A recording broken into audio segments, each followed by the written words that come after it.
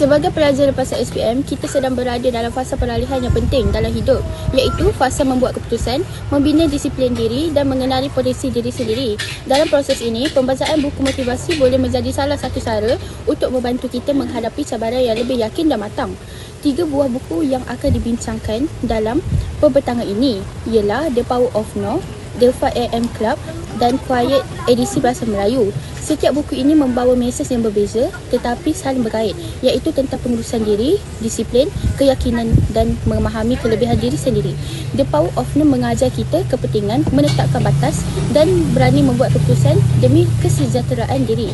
The 5am Club pula menekankan disiplin dan pengurusan masa untuk membina tabiat positif, manakala Quiet membantu pelajar memahami bahawa sifat pendiam dan tenang juga merupakan satu kekuatan, bukan kelemahan. Melalui pembentangan ini, diharapkan pelajar lepasan SPM dapat melihat bagaimana ketiga-tiga buku ini boleh dijadikan panduan untuk membina jati diri, meningkatkan keyakinan dan membuat persediaan menghadapi alam pengajian dan dunia dewasa. Buku The Power of No yang ditulis oleh James Altucher menekankan kepentingan berkata tidak sebagai satu kemahiran penting untuk menjaga kesejahteraan diri. Ini kerana ramai individu hidup dalam tekanan dan keletihan emosi kerana terlalu kerap berkata ya demi memenuhi kehendak orang lain. Buku ini menceritakan bagaimana ketiadaan batasan atau boundaries menyebabkan seseorang menjadi people pleaser, mudah dimanipulasi dan kehilangan kawalan terhadap hidup mereka. Buku ini mengajar bahawa berkata no bukanlah tanda sikap kasar ataupun mementingkan diri. Sebaliknya, ia merupakan satu bentuk penghormatan terhadap masa, tenaga dan kesihatan mental sendiri. Salah satu idea utama buku ini ialah dengan berani berkata no, seseorang sebenarnya sedang membuka ruang untuk berkata yes kepada perkara yang lebih bermakna dan selari dengan matlamat hidup mereka. Sikap tegas terhadap pendirian sendiri membantu membina keyakinan diri, kejelasan dalam membuat keputusan dan kehidupan yang lebih seimbang. Secara keseluruhan, The Power of No memberikan kesedaran bahawa kebahagiaan tidak dapat datang daripada menyenangkan semua orang tetapi daripada keberanian untuk membuat pilihan yang jujur terhadap diri sendiri. Buku ini amat sesuai untuk individu yang sering berasa overwhelmed, suka menetapkan batasan dan ingin membina ketegasan serta kawalan dalam hidup mereka.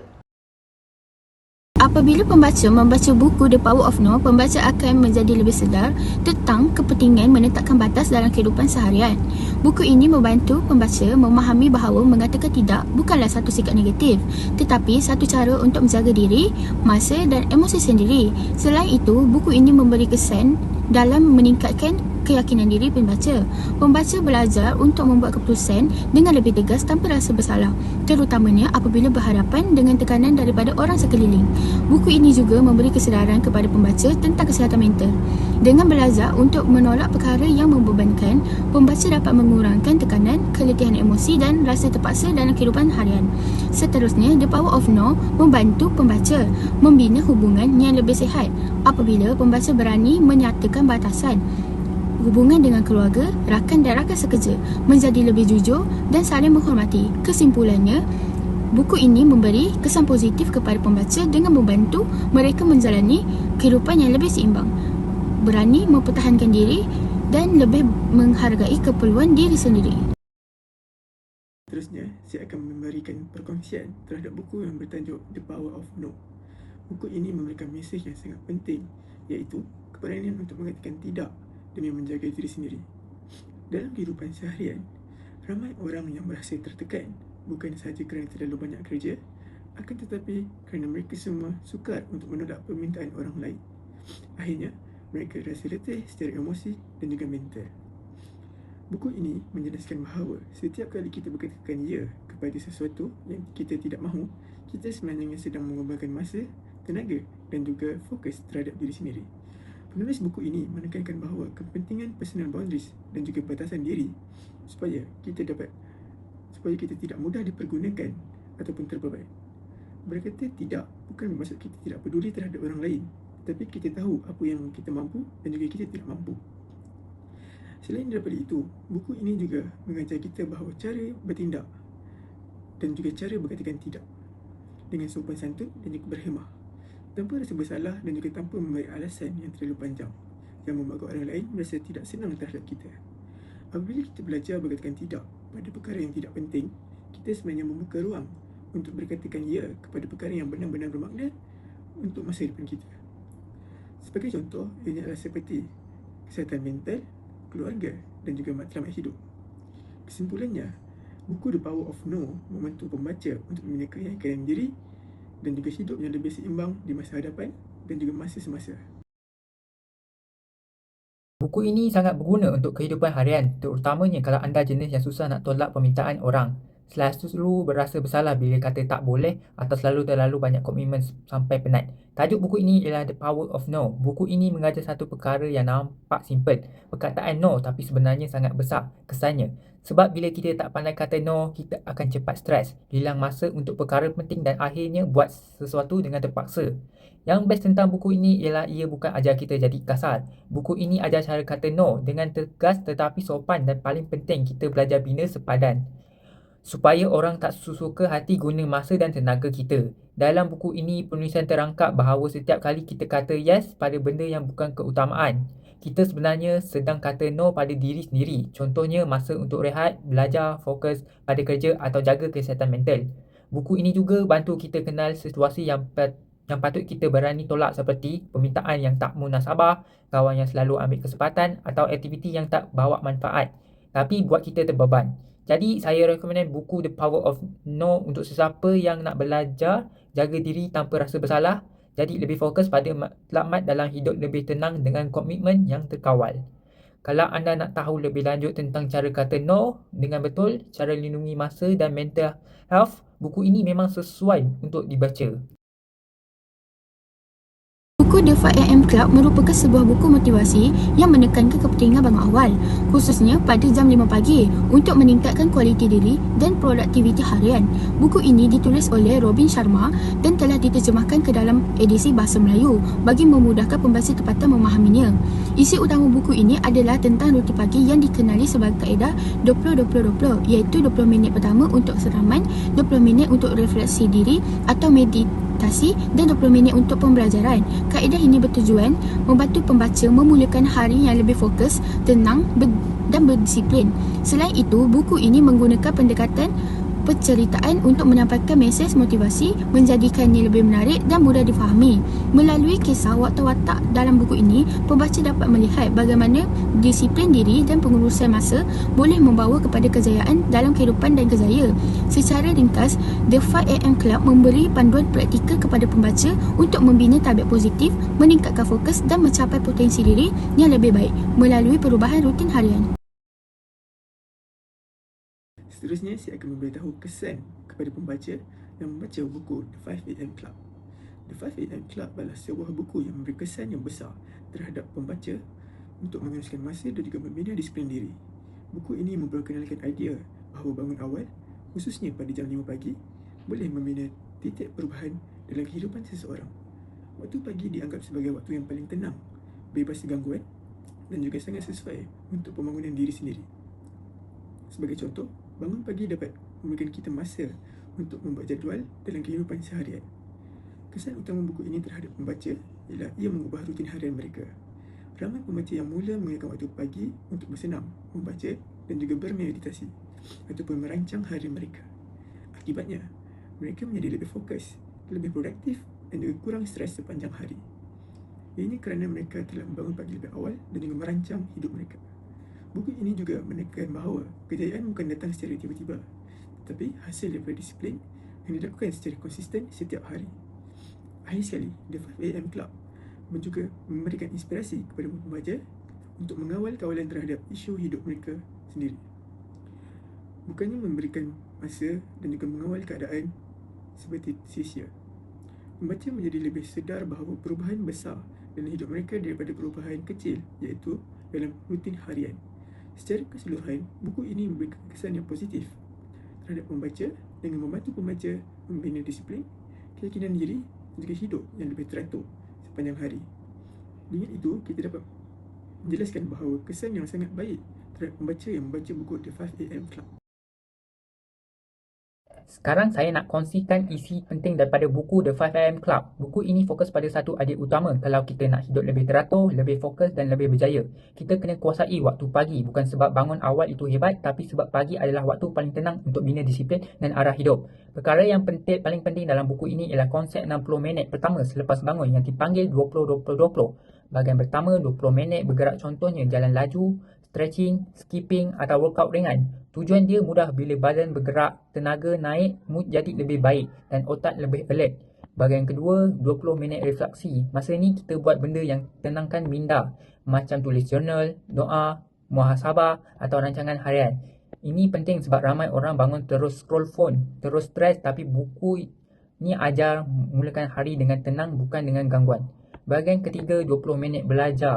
Baca buku, tonton video ilmu, belajar skill baru sedikit setiap hari akan jadi besar bila konsisten. Buku ini tak tekanankan konsisten kecil lebih power daripada semangat besar. Tapi sekejap satu lagi, mesej penting bangun 5 pagi bukan wajib untuk semua orang. Yang penting ialah kita ada rutin pagi yang konsisten dan jelas. Kalau susah nak mula, boleh mula perlawanan. Contohnya, tidur awal dan bangun 15 minit lebih awal dulu. Kesimpulannya, The 5am Club sesuai untuk sesiapa yang selalu rasa hari bertabur, susah fokus dan nak bina disiplin diri. Kalau kita kuasai pagi, kita sebenarnya sedang kuasai hidup kita. Pada bahagian ini, saya ingin mencarangkan buku The 5am Club karya Robin Sharma sebagai sebuah buku yang sangat bermanfaat untuk pembangunan diri. Saya mengesyuarkan buku ini kerana ia membantu membaca, membina disiplin dan mengurus masa dengan lebih baik. The 5am Club menekankan kepentingan memulakan hari lebih awal supaya kita dapat fokus kepada diri sendiri sebelum sibuk dengan urusan harian. Ini sangat sesuai untuk pelajar dan golongan pekerja yang sering berasa masa tidak mencukupi. Selain itu, buku ini tidak hanya memberi motivasi kosong, tetapi turut menyediakan panduan praktikal seperti rutin pagi dan tabel harian yang boleh terus diamalkan. Antara konsep menarik dalam buku ini ialah bagaimana rutin kecil yang dilakukan secara konsisten mampu membawa perubahan besar dalam jangka panjang. Saya juga menyarankan buku ini kepada mereka yang ingin meningkatkan produktiviti, keyakinan diri dan kesihatan mental. Buku ini mengajar kita untuk menjaga keseimbangan antara kejayaan, kesihatan dan kebahagiaan hidup. Secara keseluruhannya, The 5am Club sangat sesuai dibaca oleh sesiapa sahaja yang ingin memperbaiki gaya hidup dan menjadi versi diri yang lebih baik. Oleh itu, saya sangat mengesyuarkan buku ini untuk dibaca dan diamalkan dalam kehidupan seharian. Hari ini saya nak buat ulasan ringkas tentang buku Quiet Kuasa Introvert dalam Dunia yang Sentiasa Berkata-Kata.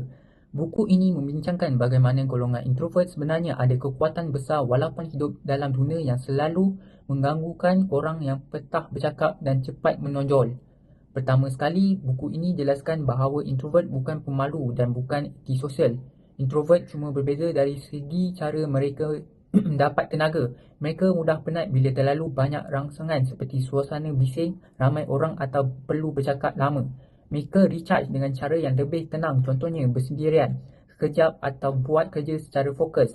Seterusnya, buku ini sentuh tentang budaya masyarakat hari ini yang cenderung menilai orang berdasarkan siapa yang lebih lantang, lebih yakin dan lebih cepat bersuara. Tetapi penulisan tekanan bahawa nilai seorang bukan pada sikap mana dia bercakap tapi pada kualiti idea, pemikiran dan tindakan. Buku ini juga menerangkan kelebihan introvert. Contohnya, mereka kuat dalam fokus mendalam dan buat kerja yang perlukan perhatian. Mereka pandai mendengar dan memerhati jadi lebih teliti dan mereka boleh jadi pimpinan yang baik sebab mereka cenderung berfikir dulu sebelum bertindak. Akhir sekali, buku ini bagi mesej yang sangat penting. Introvert tak perlu ubah diri jadi extrovert. Yang berjaya, yang penting ialah kenal diri, urusan tenaga sosial dan guna kekuatan introvert dengan cara yang betul. Seperti bersedia sebelum presentation, pilih situasi yang sesuai dan bina keyakinan langkah demi langkah. Kesimpulannya, buku ini sesuai untuk sesiapa yang introvert atau sesiapa yang nak lebih faham kawan dan ahli keluarga yang introvert. Buku ini buat kita lebih menghargai bahawa diam bukan bermaksud penakut. Antara kesan pembaca akan dapat selepas membaca buku Quiet ialah kesedaran diri, di mana pembaca introvert akan lebih memahami diri mereka sendiri, sifat semula jadi dan kelebihan mereka miliki. Buku ini membantu mereka menghargai keupayaan untuk berfikir secara mendalam, kreatif dan fokus walaupun tidak selalu menonjol di khalayak ramai. Selain itu, pembaca dapat meningkatkan keyakinan. Ini kerana introvert yakin bahawa mereka tidak perlu mengubah diri untuk memenuhi standard sosial. Mereka belajar bahawa menjadi tenang, reflektif dan bersikap berhati-hati adalah kekuatan, bukan kelemahan. Akhir sekali, pembaca juga akan dapat membina empati dan kesedaran sosial. Buku ini membina empati terhadap orang lain dan menyedarkan pembaca tentang kepelbagaian personaliti. Ia mendorong pembaca untuk menghargai peranan introvert dalam masyarakat, pendidikan dan tempat kerja. Pada bahagian ini, saya akan mencadangkan apakah kepentingan kita dapat dipelajari apabila membaca buku Quiet, iaitu Kuasa Introvert dalam Dunia yang Berkata-kata karya Susan Cain. Buku ini sangat penting kerana ia membuka mata masyarakat bahawa introvert juga mempunyai kekuatan tersendiri walaupun dalam dunia yang lebih menghargai individu yang banyak bercakap dan bersosial. Buku ini membantu kita memahami bahawa menjadi pendiam bukan satu kelemahan tetapi satu kelebihan. Selain itu, buku ini penting kerana ia meningkatkan keyakinan diri individu introvert. Ramai introvert sering merasakan diri mereka tidak cukup bagus atau kurang menonjol. Melalui buku ini, pembaca belajar untuk menerima diri sendiri dan menghargai cara pemikiran yang lebih mendalam dan tenang. Buku ini juga penting dalam kehidupan, pembelajaran dan tempat kerja. Ia mengajar bahawa idea yang bernilai tidak semestinya datang daripada orang yang paling banyak bercakap, tetapi juga daripada mereka yang berfikir dengan teliti. Ini membantu mewujudkan kerjasama yang lebih seimbang antara introvert dan extrovert. Kesimpulannya, kepentingan buku Quiet adalah sangat membina pemahaman, penerimaan dan penghargaan terhadap kepelbagaian personaliti supaya setiap individu boleh berkembang mengikut kelebihan masing-masing.